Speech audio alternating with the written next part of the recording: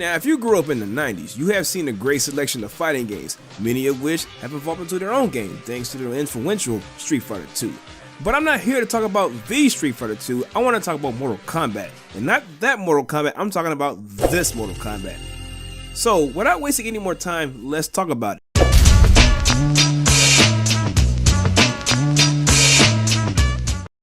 Mortal Kombat was created by two individuals, Ed Boon and John Tobias, who worked at Midway Games in Chicago. And to their own credit, John Tobias is a graphic designer, game designer, writer, and comic book artist. He also had provided artwork for the game Smash TV. Now Ed Boon, on the other hand, he was employed for Williams, to where he had created over a dozen pinball games. And when they both joined Midway Games, they were tasked to create a game adaptation of the movie Universal Soldier, in which I had never heard of this movie to this very moment. The game was going to include Jean-Claude Van Damme as a character fighting the bad guys. However, that deal didn't really go through.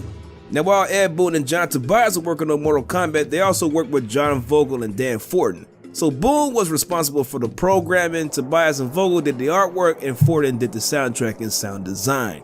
During its 6 months in development, the team had a problem trying to find a name for their game.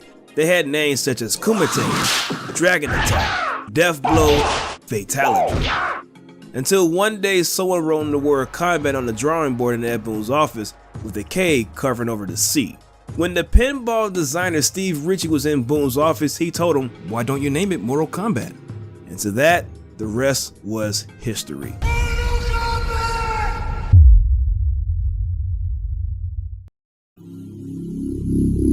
Goro lives, he's been undefeated for 500 years, blah blah blah. Jokes aside, there is so much lore in the Mortal Kombat universe that it's gonna take a crazy amount of videos to talk about this. All you really need to know is that Shang Tsung has been sent to Earthrealm by an unknown being to establish a Mortal Kombat tournament to claim it. The rules of this tournament is that the winner will not age for 50 years and gain immortality until the next tournament. If an opponent challenges to claim the round they want to win, they must win 10 times in a consecutive order. Shang Tsung has been a champion for 9 times and he got defeated by the Great Kung Lao, which pretty much resets that order. The Great Kung Lao spared Shang Tsung's life, and 50 years later he paid that fatal consequence when he brought the Shokan warrior named Goro that killed the Great Kung Lao and continued to win 8 more times until the events of the first game. And at the beginning of the story, 7 warriors enter the tournament for their own reasons.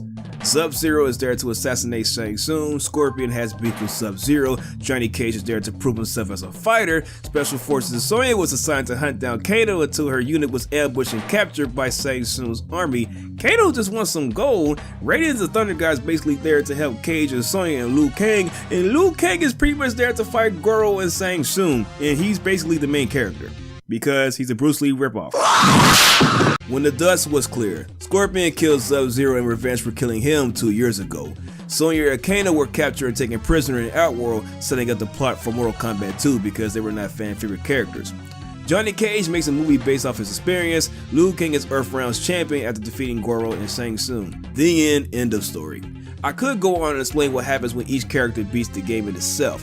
It's just 3 things major really happen and the rest are just what ifs. Cause Mortal Kombat, like most fighting games back in the day, rely on tournament settings and prizes. It doesn't get any more deeper than that. The combat is pretty simple to understand. You have your high punch, low kick, high kick, and block. All characters are pretty much identical to each other except for animations and special abilities. They can all uppercut with a punch, a roundhouse kick to the face, and knock you on your booty cheeks. What separates Mortal Kombat from other fighters is its use for blocking. Most fighters utilize blocking when retreating away from opponents. This game does the opposite with a button, and is quite useful for counterattacks if applied correctly. It's basically a reminder for players to remember to block, because if you don't remember to block, that is your fault. What also separates this game from other fighters is its use for juggling, where you continuously punching and kicking your opponent while airborne. This concept was pretty influential that many other fighting games after it have adopted this mechanic. And last but not least are the fatalities, a reward to humiliate your opponent by killing their character in a brutal fashion, by ripping out their spine, burning them to a crisp, ripping their heart out, and Liu Kang wins. Fatality. Yeah, I don't think that counts as a kill, bruh. But hey, at least it's better than getting hit so many times you get dizzy. Excellent. Sub-Zero wins. Flawless victory. There are about 7 playable characters to choose from, with their own special abilities that sets them apart from other characters. Scorpion with his spear move and teleportation, which makes him so aggressive. Sub-Zero with his freezing ability, who can really set you up if you don't block. Sonya can really put it on you if she grabs you with her legs. Johnny Cage has no shame in punching dudes in the nuts if it benefits him in the heat of a battle.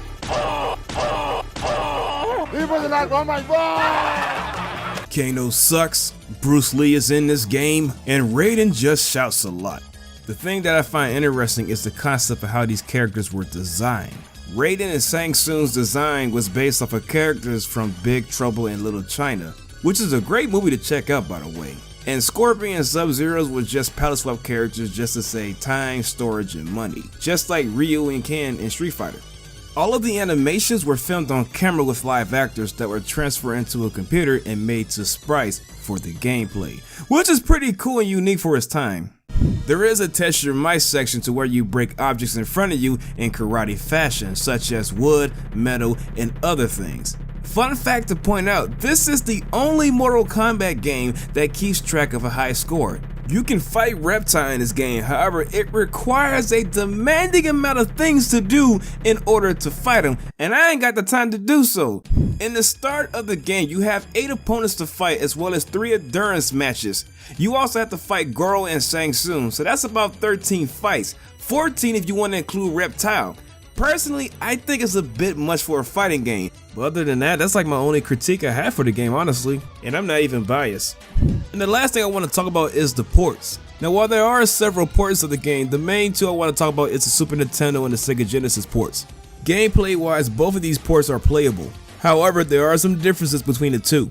On the Super Nintendo side, the graphics is almost as good looking as the arcade version. The soundtrack is almost identical as well. The only downside to it is that there is no blood because of the family-friendly policy of the Super Nintendo console. Not only did they replace the blood with sweat, even the fatalities were nerfed a bit. So on paper, that's about a little disappointing. On the Sega Genesis side, now while the graphics isn't as faithful as the arcade port, the blood and gore factor is with the use of a cheat code. And lastly, the soundtrack has been reworked a bit. Now, if you had to ask me which version do I think is better, on paper I would have to say Genesis is the best version to play with. Only because the blood and gore factor is true to what Mortal Kombat is in the arcade port. Subjectively speaking, besides a few songs from the arcade port that I really do and like, I think the Sega Genesis version has a better version in my honest opinion. Excellent.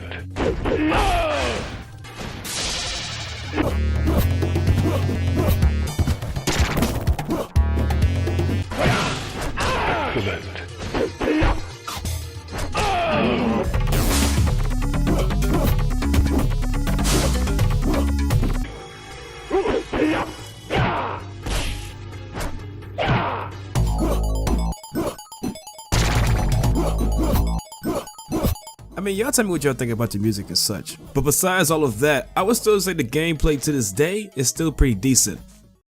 Despite its success in the arcades and consoles, there were a lot of controversy surrounding the game. Given the fact that it was so realistic and blade looking, it gained a massive amount of attention from the public that resulted in the congressional hearing that pretty much resulted in the Entertainment Software Rating Board in America in 1994. Now, I won't get into the politics of it, despite certain politicians who constantly love to use video games as a scapegoat for the average American to point fingers at when it's a bigger issue going on in America that they're not addressing. It's very unfortunate that innocent people have to have their lives taken away from them because of an evil or misguided individuals. I don't believe violent video games results to mass shootings. I think it pretty much depends on how you were brought up in this world. And as my father would say, the things you do in life will determine what kind of person you're going to be. So with all that being said, and as for my final verdict of the game, the story is pretty basic, the gameplay is pretty decent, and the music is pretty alright, but the Sega Genesis version is the best. If I were to give this game a rating to how it still holds up to this day, I would give it a C.